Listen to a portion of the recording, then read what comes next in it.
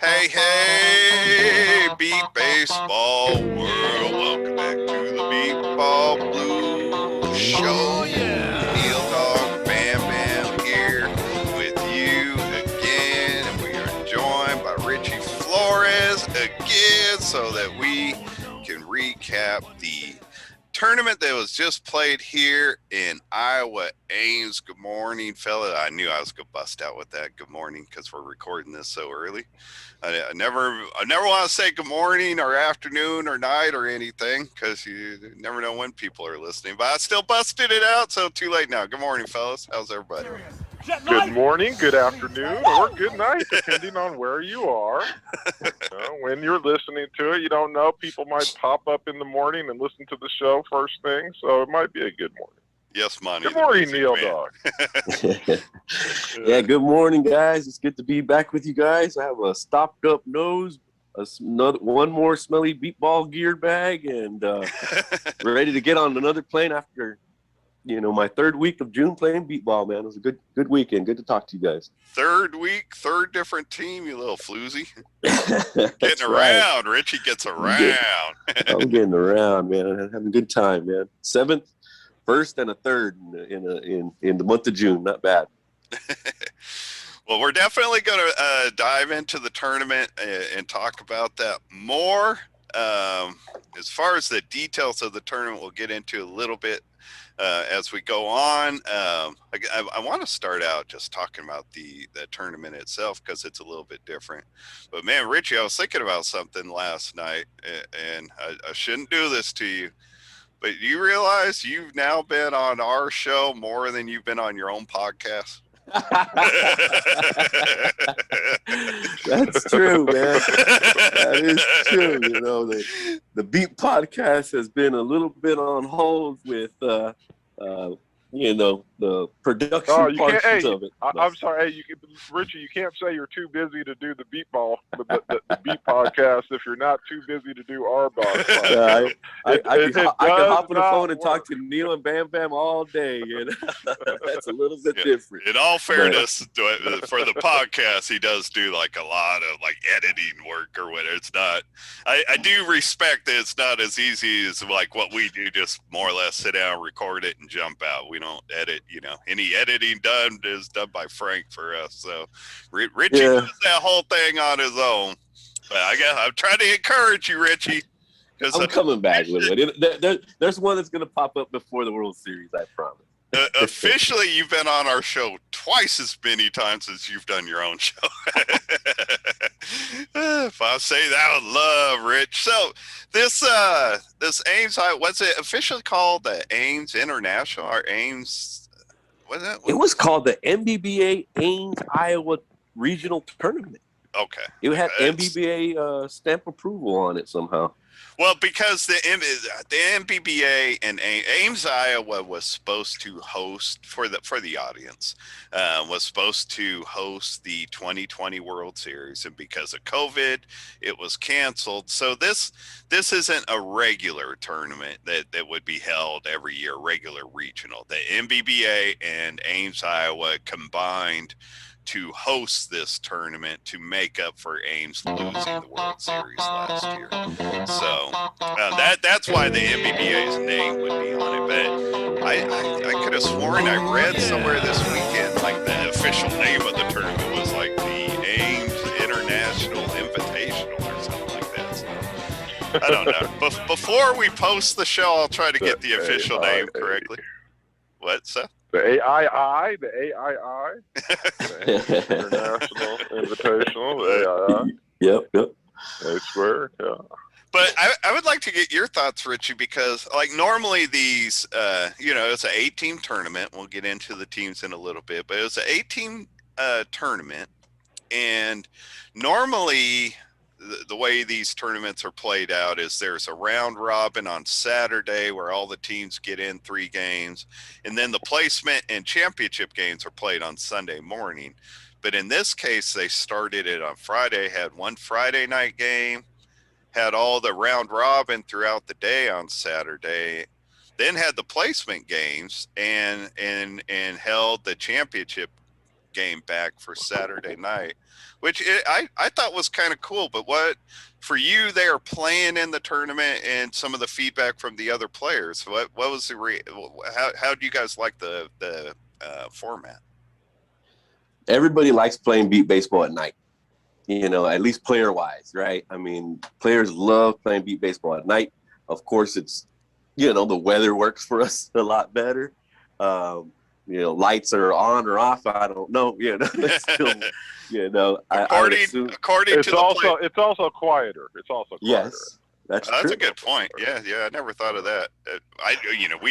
There's only been a handful of night games at the NBBA tournament. Yeah, and actually, but starting off in a night game, the first game was really cool. The Jets have done that once at one of our regional tournaments that we hosted, and so I've felt it before. And everybody getting a night game on Friday night, I think really worked. I think some folks who had to take a day off, right, of work, maybe half the day Thursday to get travel out there there. Friday. Right, and Ames, everybody has to get on a couple flights to get to Ames. It's not really a direct flight to get to Des Moines, and so I think a lot of people were, rushing to get to the 7 p.m. game on Friday. Yeah, and so that may have affected some of the play, but I still want to give it up to John Lukowski. I think he was the one who spearheaded to help Ames, continue their tradition of hosting beat ball. And, we were definitely, like you said, missing Ames from last summer. And so we were just glad to come get it in for them. We had tons of volunteers show up.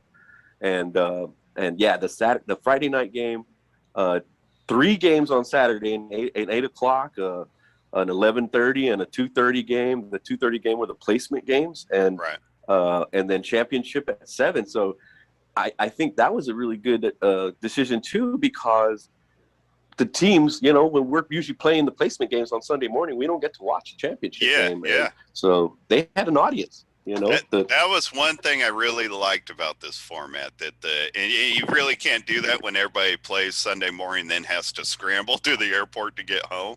You can't space them out like that. But I really thought that separating the championship game from the other games was a good plan. Like I liked it. But the Friday thing, like people getting in on Friday in time to play a game Friday night, I could see that as being a problem also.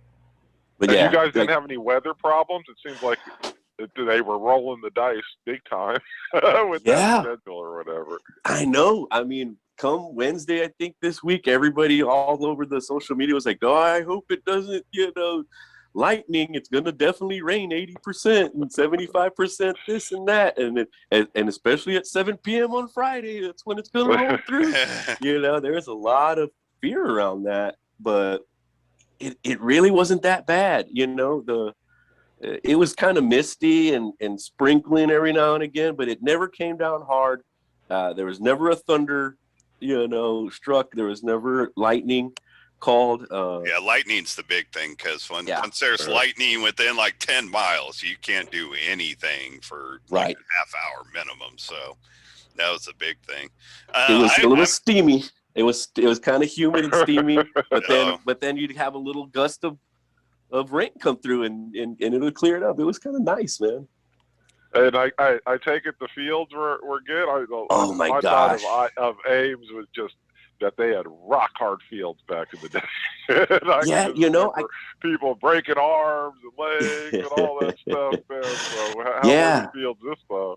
Really nicely cut. I mean, it was a flat field pretty much all around. I played on at least 2 or 3 out of the 4 fields that they had for us, and I mean, I don't think there was any injuries that I that were reported to me or that I found out about. But I think the ball rolled super true, and especially the grass was kind of wet too, so it was kind of a slow field actually.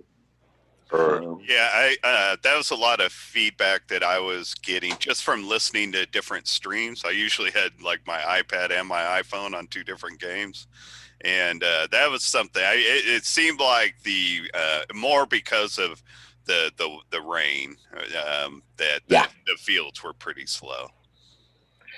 Yep. And defensive struggles all across the board. I think a lot of low-scoring games. I mean, even the championship game, for what it's worth, 15-14 is a good score, I think. But or was it 16-15, 16, something like that? Yeah, 16-15. Right. I would say offensive struggles. I mean, the defensive games, right? Defensive output. Yeah. So just wanted to correct that. I think it was the defenses were the games were for the most part pretty low scoring. Congratulations, by the way, to the Indy Edge. I meant to say that right out of the gate because that was an impressive win. Go dive into the championship game between the Edge and the Thunder. You didn't listen to the game, Seth, right? No, I didn't see anything. I didn't watch any Ames streams whatsoever. We had what I believe is a Beep Baseball first, at least that I've ever heard of. During the championship game, we had a streaker bust out across the field somewhere right around the beginning of the 5th or 6th inning. Like top of the 6th.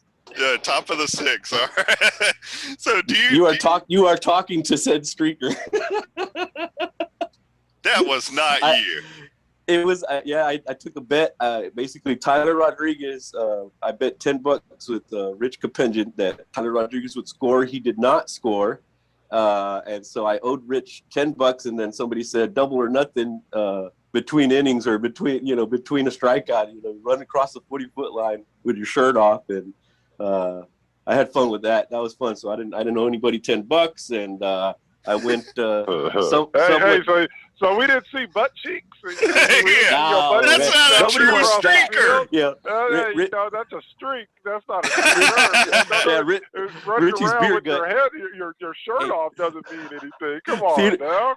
Theater of the mind, Bam Bam. It's a bunch of blind dudes. When you say streaker, they're picturing my fat naked butt already. So shirt on and off. That's so funny bringing this up. I had no idea that was one. I had no idea it was you, but I didn't even know it was somebody as part of the NBBA on. I think it. I had you thought some fan from Iowa just walking by and said, "Hey, you know what? I'm going to throw off all my clothes and run on this field." It didn't make sense to me, but yes, that is ultimate. Well, I had the Thunder stream on one device going, and I had the Edge stream going on my other device, and nobody on either stream said it was somebody that they knew. Like nobody knew who it was, even when it was talked about in Beepball Nation. Nobody knew who it was. And I think it was from the Edge stream. Somebody claimed it was just some local drunk. So yes, that's what I was thinking. I was like, man, this idiot doesn't have any idea who his audience is. Like, he just streaked in front of a bunch of blind people. What's the point? Nobody even saw it, but they didn't say like, hey, it was just a shirt. That's not even streaking. Like, people, men can walk around no shirt on legally. Exactly. I was tops optional at that for those 40 seconds. I had no idea that was you. That's crazy. Breaking news. Breaking news. I shaved my head. So a lot of people were like not recognizing me at the plate sometimes. They're like, who is that? They're like, is that Richie? So I cut my hair, from one tournament to another. So I think a lot of folks from the Chicago tournament are like, whoa, you look totally different with your head shaved. Have you gone with the shaved head before? Yeah, I'll do, I'll do a shaved head, I mean, just, a fade, right? Like, all a one, all across the thing. So. I got you. I do the full shave. You don't break out the razor and shave. No, not yet. I'm not there yet, but I'm getting there. It's getting close. Couple years. Give yourself a couple of years. You'll be there. That's all I do. I haven't purchased shampoo in over a decade. So let's talk about the championship game. We don't have all the results once the show gets posted. If I have all the final results, we'll include them, but we just didn't have them as we started this recording. I guess we will at least say who played in what games before we talk about the championship game. The Aztec Warriors and the Gateway Archers played for 7th place. I believe the Gateway Archers won that in a walk-off run by my buddy Casey Scott, but I'm not positive that that's the reason. I believe Gateway won that game like 8-7 in a walk-off. The 5th place game was played between the Minnesota Millers and the Iowa Reapers. None of us have an outcome of that. Our prediction would be the Minnesota Millers, but I guess we shouldn't sit here making predictions. The 3rd place game between the Philly Fire and New Jersey Titans was won by the Philly Fire. I was impressed with the showing Philly made. Richie, you played with them. Let's talk about the 3rd place game a little bit before the championship game. How's Philly Fire after they really only got to play one exhibition game last year that I know of. How did they feel coming out of this tournament with a 3rd place finish? Oh man, I think Johnny Baugh, captain of the team, and the coach Jeff Rhines, they both had goals of hopefully getting 3rd. That was their thought. We could get 3rd. We're in a good bracket that was favorable to us. We knew the edge was going to be tough, but we wanted to beat the Millers and we wanted to beat the Aztec Warriors to be in that 3rd place game. And then they were a little concerned because they always play New Jersey Titans. They're their crosstown rival kind of thing.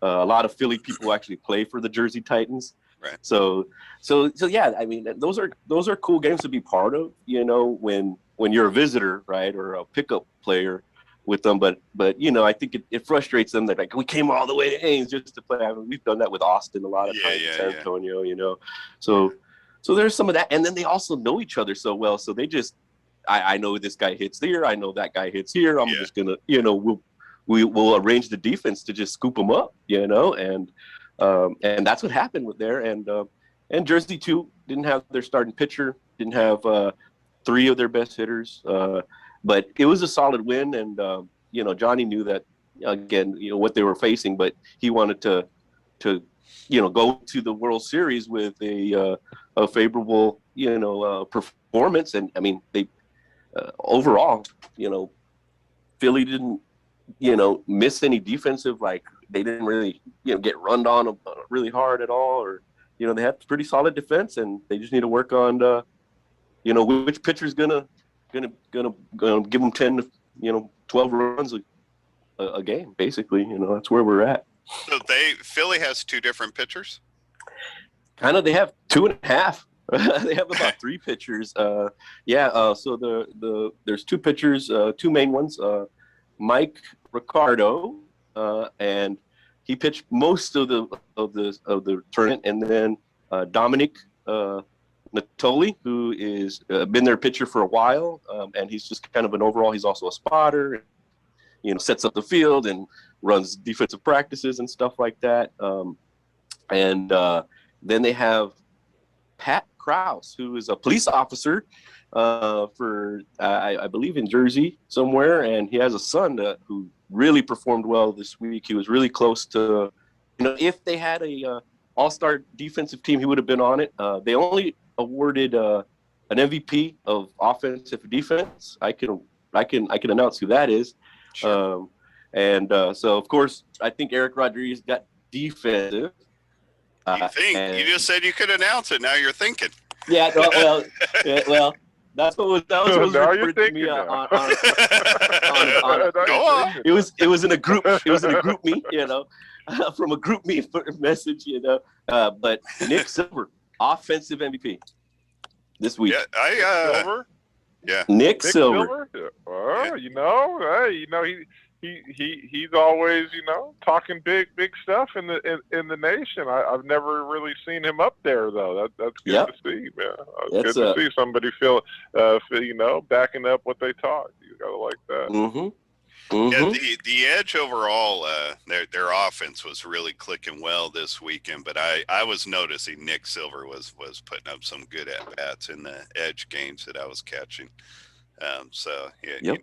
I'm not so surprised that he ended up the MVP because he was hitting the ball well. Aaron C for the Edge had 2 more home runs this weekend. This dude had 3 Yeah. home runs in the last tournament, man. This guy just started playing last year, and he's Yeah. knocking the ball, man. They really. I mean, we talked about this in the last show that you were on, Uh-huh. Rich.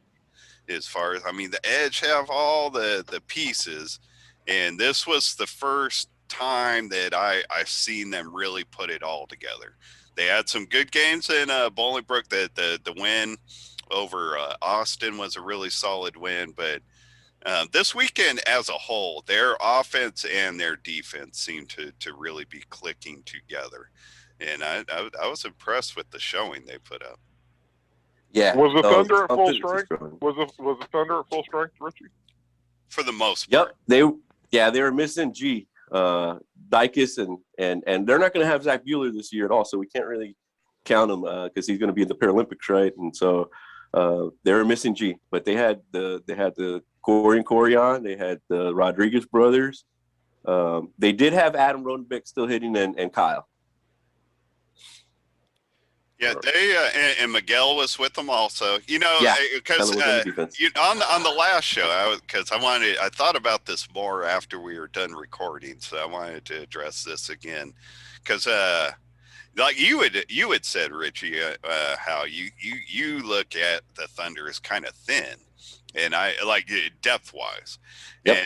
and I don't agree with that. Like I realize they have a lot of players on their roster that not all play, but with the White brothers, the Rodriguez brothers, Miguel, Kyle, Adam, Zach, and what's G's name? I'm drawing a blank. Dykes, Gerald. Yeah, Dykes. Gerald Dykes. Like, that's 9 really good players that they normally have at least 7 of. And whenever they have 6 or 7 of those 9, this weekend is the first time I've ever seen them lose when they have the large majority of that, because those 9 are really good. They've either been on or are capable of being on all tournament teams.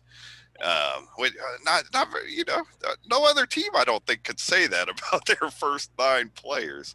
And again, like whenever they've had at least 6 or 7 of them, they're not getting beat.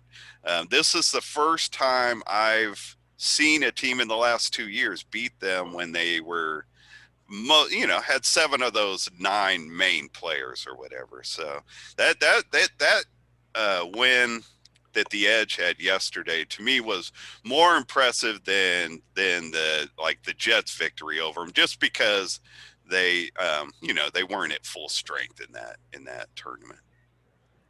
Oh, right. You're talking about the win back in Chicago 2 weeks ago. Yeah. The Jets. Yeah. No, Not that it was unimpressive what the Jets were impressive that whole weekend, but they did not beat they didn't beat the Thunder at full strength.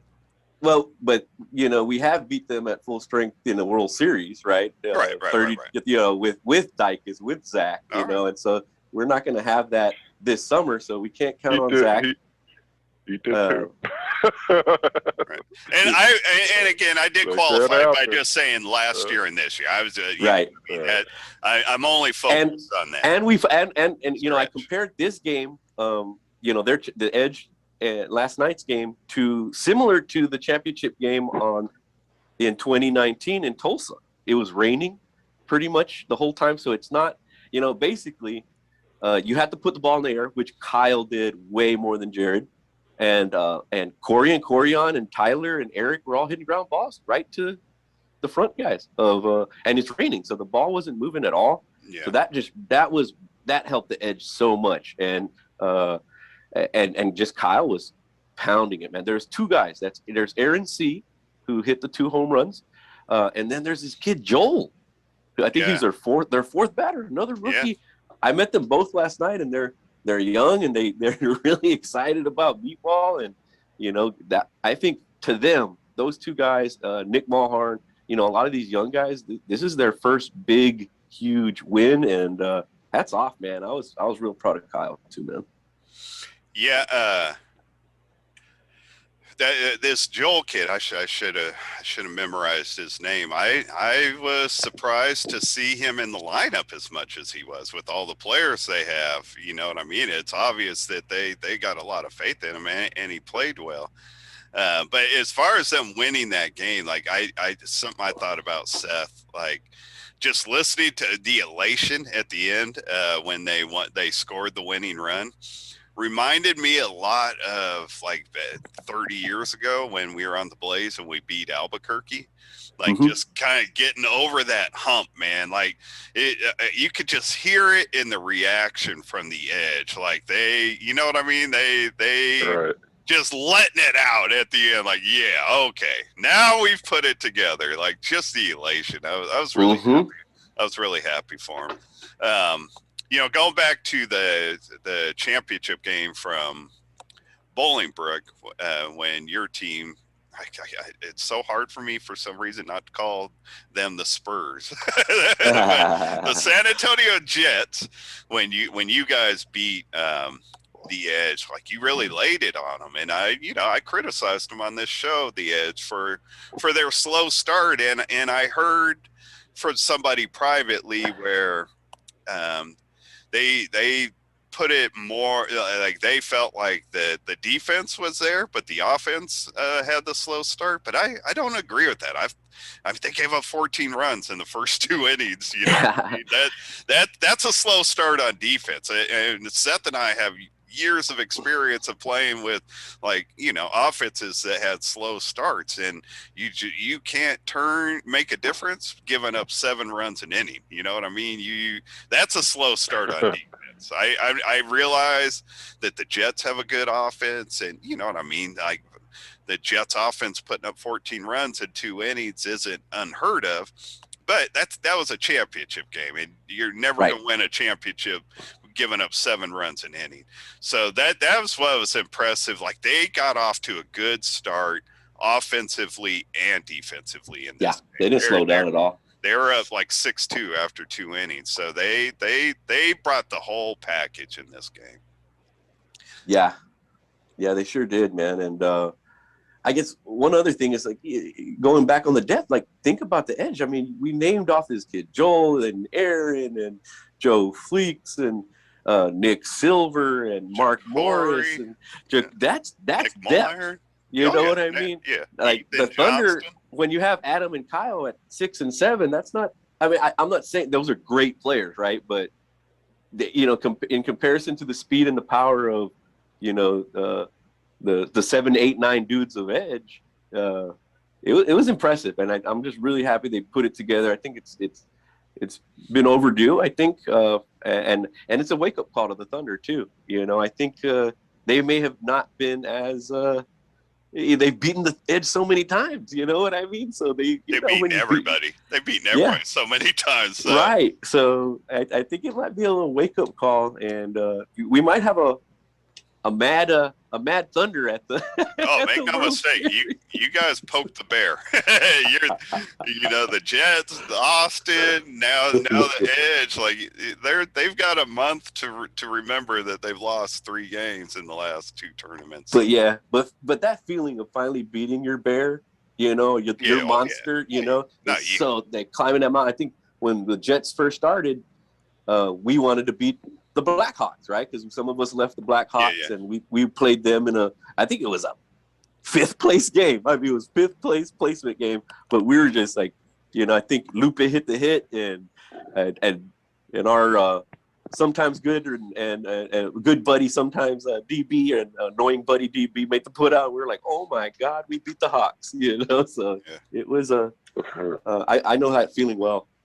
Oh, I mean, we've talked about on the show before too, Seth, just like how teams, like for one, you need to get those wins under your belt to just for the confidence. But, when you keep going through getting the repetitions and you're not getting the results, it's hard to get over that hump. And in this game, they the Indy Edge took a 14-6 lead into the 5th inning, Seth, and then the Thunder. That's when they started. They started getting on their fly. So they scored like 5 runs in the top of the 5th and gave up none in the bottom of the 5th. So now we're heading into the 6th, and they've tightened it up, and they put up another 4 runs, I think, at the top of the 6th. So now they've got a 15-14 lead going into the bottom of the 6th. The Edge come up, and Mark Morris led off. He struck out, and I'm thinking, man, if they let this one slip, this is going to be so hard on their psyche going into the championship game. But they ended up, they saw it out. Aaron C., who we've been mentioning, ended up winning or scoring the go-ahead run, and they got the victory.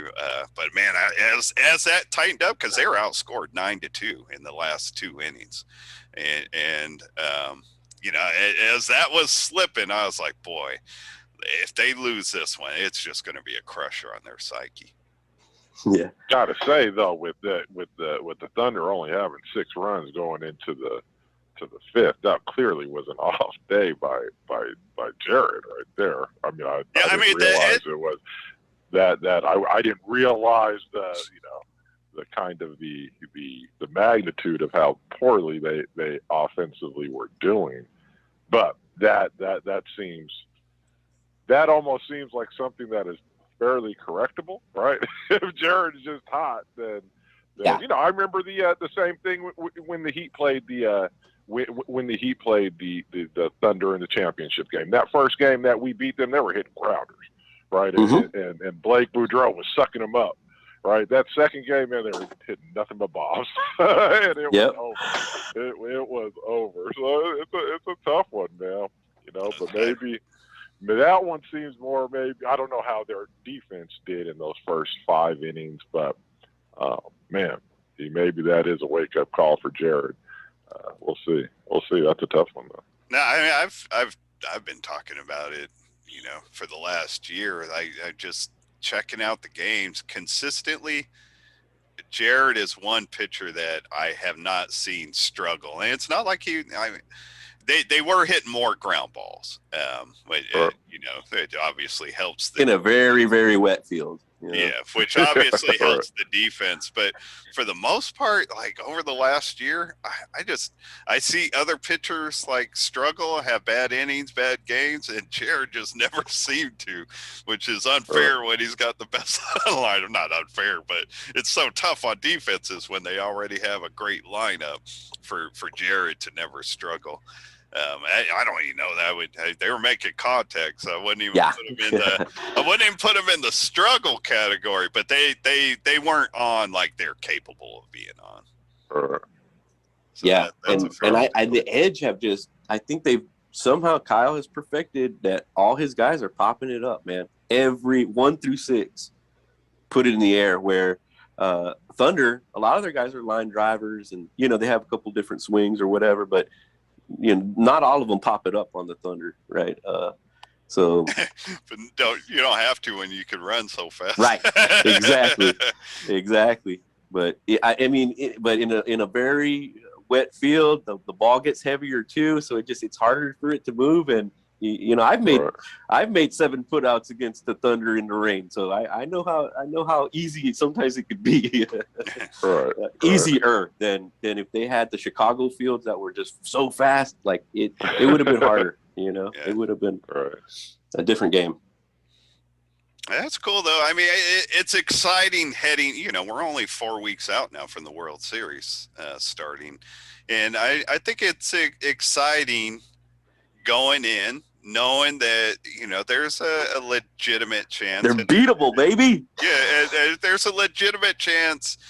At least I have the feeling that it's legitimate for somebody else to win the tournament this year. Yep. I think the Jets, Austin, and the Edge have closed the gap with the Thunder. Yeah, there's no. I mean, I don't think we could have called for a better ending to, I guess, sort of the ending to the close of the regional tournaments than this happening, because it just means that the next 4 weeks are just going to be super exciting on the social media, and and there's a lot of teams that are going to be like, hey, if the Edge could do that, so can we, right? Or if we have a day like that, if Kyle could pitch like that, so can our guy, Yeah, it's exciting. I'm looking forward to seeing how it all builds up, heading towards the tournament. One last thought for me on the Edge, because I mentioned how like they have a bunch of good defensive players, but I wasn't confident coming out of Bolingbrook that they were going to put them in the right places in time for the tournament, because even though they have all those good defensive players, it didn't seem like they were finding a rhythm on defense. But a couple weeks later, they shored up something. I don't even know who played where. Like the screens I was getting, I wasn't getting enough information to know who was playing where, but whatever they did was much improved this weekend compared to Bolingbrook, I thought. Do you have any idea like what their layout was, who was playing where on defense? No, but I do think definitely, Nick Mulhern was in the back, and I think Morris isn't playing up front anymore. So they had Ethan playing DF up front, that kind of thing. So that's basically the Ethan up front. Speaking of Ethan, he came out of the game with an injury. Any update on that? Like how bad it was or what it was? No, but I think because of the wet fields, there's a lot of hammies. A lot of ham pools and quad stuff like that. Yeah, it's pretty common. Mm-hmm. Well, cool. Any final thoughts from you, either of you, Seth? Oh, no, I'm sorry. My phone was my phone was talking as you were talking. No, I'm glad to see the Edge finally, show the potential, or not show the potential, to show the actual, they have potential now. They've turned it into results. So it'll be interesting. Me, right? Overconfidence is a killer. So I do hope they don't get a little, they don't get an overconfident mindset going into the tournament. They need to constantly. I mean, the bad thing is now, the Thunder feel like they're the underdogs, right? That's never a good position to put the champions in. Yeah, poke the bear. Exactly. So as long as the Jets, well, I don't root for the Jets. I'm sorry. As long as the Edge, here we go. I love you, Richie. But as long as the Edge, doesn't, get that kind of that big head, like, oh yeah, But as long as they keep that mindset, man, we're the underdogs. We got to keep grinding. Hey, they at least have the. I think they really have the potential to do something. At least give them a run. It'll be interesting to see how the brackets break out and all that stuff. But at least there is a little bit of interest now. A little bit of interest. We shall see. Yeah, and even those like second tier teams, like the Philly and the Jerseys and Austins and even the first year teams like this Gateway Archers, they've played a couple tournaments. I'd like to see they might scare some people because they have some experience now, at the World Series, So it's going to be cool to see a lot of that. What these regional tournaments, 3 that I've been to, and I think there's a couple, maybe 2 more, maybe one in Champaign, I think. And there is one in Champaign. We had Greg McDuffie on last week from the South Georgia Copperheads, and he was telling us about going to Champaign for a tournament. We were like, what? We didn't know anything about it. Yeah, usually the Thunder meet the Chicago there just for like a doubleheader, and I think they turned it into a 4-team tournament. Mini tourney. All right, that's cool. Yeah, and so a lot of people are going to have some experience. We didn't get it last year, and so I think people are getting it in, and so we might have a pretty competitive top 10. I would think at the World Series, and we're going to have 20 teams. I think the top 10 is going to be exciting to watch. It should be. I mean, the top 10 should always be You know what I mean? The top But 10. the last time, I guess the last few summers, I feel it's been like a top 6 and 8. You know, I like some years there's just a top 1 or 2. Like, you know what I mean? There's a lot of tournaments over the years where, and all sports kind of have this, but you know what I mean? There's a lot of times going in, it's like, okay, nobody's going to beat them. But that's not the way sports should be. You know what I mean? It's like you want your top 10 to be competitive. It should be. We shouldn't be able to map out how the tournament will probably play out and be accurate. You know what I mean? There should be surprises and upsets. That's what makes it fun and exciting. That's what drives players to keep coming back. Yep. Neil Dog, are you ready for my password? So going back to you don't. Oh, I'm sorry. Go ahead. Well, no, that's what. Yeah, no. I didn't know if you were going to do it. I was. Now I am. at the beginning. Oh, okay. I thought you were going to do it at the beginning. It's all good. I was going to mention it at the beginning that we would be doing it, and just since you don't let me write notes, we just depend on my memory now. Yeah, all right. So we've been talking for the last few weeks that we're going to jump in on this wool drawing that is coming up at the World Series. They're going to be giving away an Apple Watch 6. They're giving away some Beats headphones by Dre. We're going to be putting people's names in the drawing starting this week from the show, and we gotta say thank you to Richie Flores, who has contributed already. He's gonna match Seth and I. Seth and I have each committed that we were gonna put in a 20 spot apiece towards our guests getting their names in the drawing, and Richie jumped in, and he already got his $20 in ahead of us. I reached out to Faith Penn because I wasn't sure, because they're doing, it's like for $5 you get your name in the drawing once, or for $20 you get it in 5 times. But I wasn't sure with our giveaways if it would work right, like as far as getting the info in, whatever. I figured it would, but I wanted to check with Faith first, and like if we can give away to 5 different individuals, or if all like went on a 20 spot, like just one name had to go in on that. And she said it's fine, that we could do 5 however we do, as long as I communicate with her who's what, which I'll do. But she's like, but we are not putting in any names without the money coming in. I was like, Faithy, we got a month. I'm going to give you your money. I'm not asking for free entries. Come on, don't lecture me on that. I think she was kidding, but I was like, come on, Faithy. Not trying to get free entries. Richie already sent his money in, so we're going to start giving some away now. We try to show love to the women of our league. Come on, now. Yeah, right. It's a tough businesswoman. That's all. I ain't going there. I've been single long enough. I don't want to make it worse. So what we are going to do is, for this giveaway, for these 5, the first 5 people, Seth is going to be giving out a password in a second. For the first 5 people that post that password someplace in the comment section where we post the show, so either Beatball Nation, Beatball Central, my page, Seth's page, I'm going to tag Richie and Seth, so it'll be on all our pages. The first 5 people that will write in the password that Seth gives out to us are all going to have their names entered in the Women of Our League drawing that will be made at the World Series.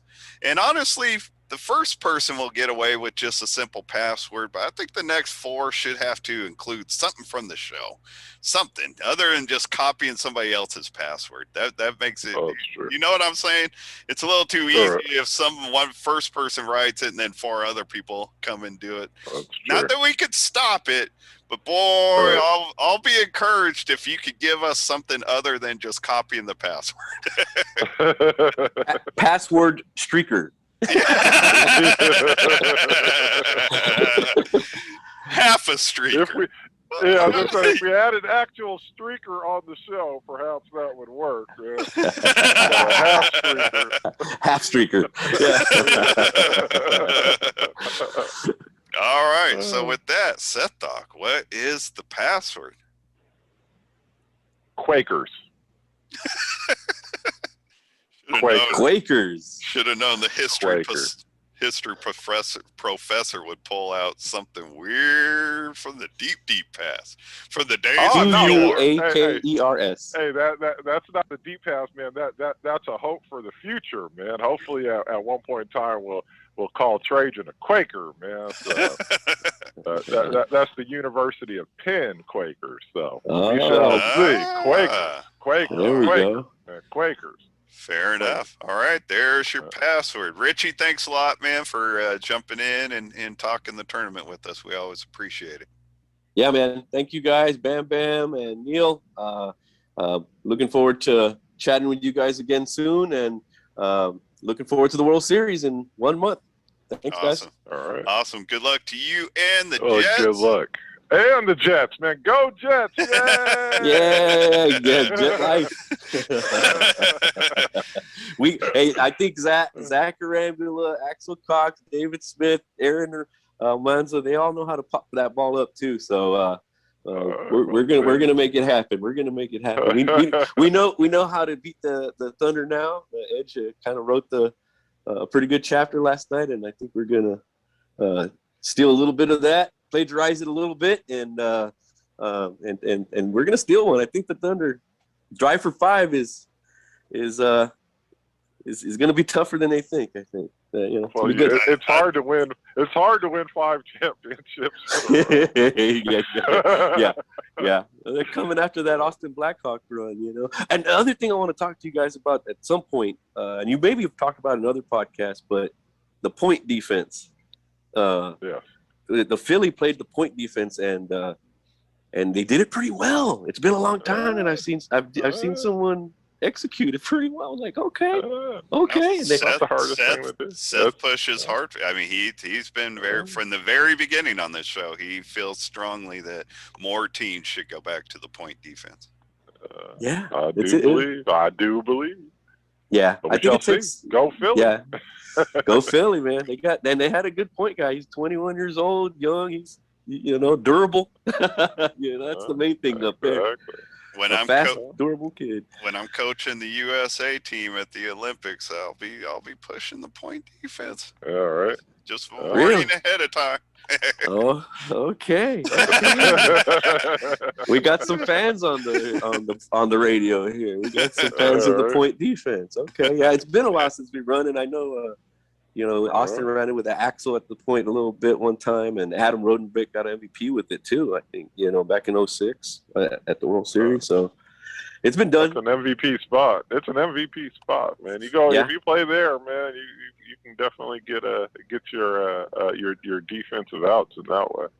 Hey, but like our guys, because I think I want to say Casey Krause, the point guy for Philly, he made at least over 20 putouts, and so everybody's pretty sure, they're like, oh my God, he's gonna be, MVP. I'm like, I don't think he is.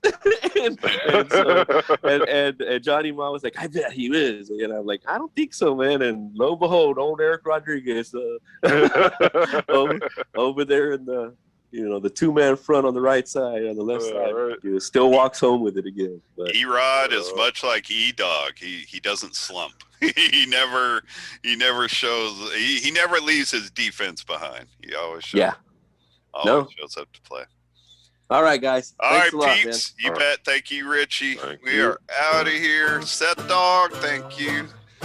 Thank you always for your time. Frank Porterhouse, thank you for your time behind the scenes. And congratulations to your team and their win. We will see you all next week. Good night, Ant City.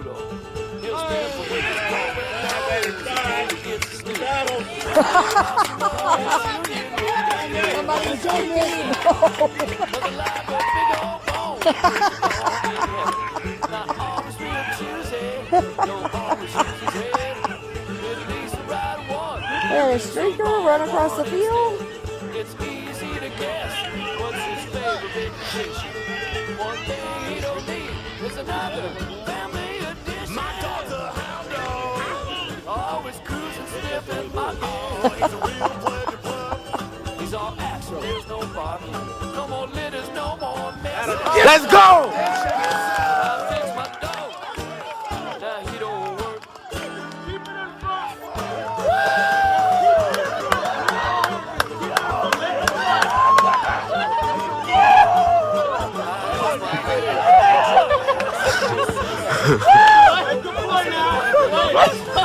Make a play.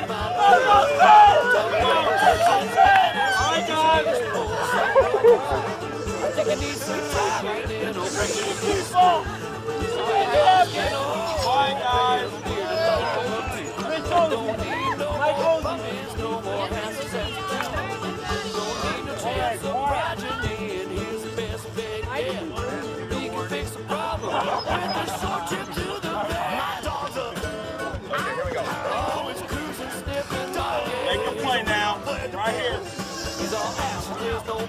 All right, guys, got a speaker.